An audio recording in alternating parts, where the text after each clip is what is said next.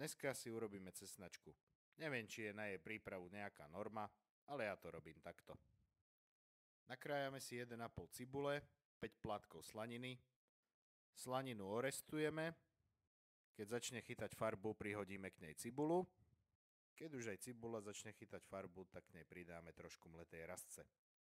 A restujeme do zlatista. Do hovedzieho vývaru si pridáme 6 nakrájaných zemiakov a opraženú cibulu so slaninou privedieme k varu, medzi tým osolíme a okoreníme a varíme do zmäknutia zemiakov.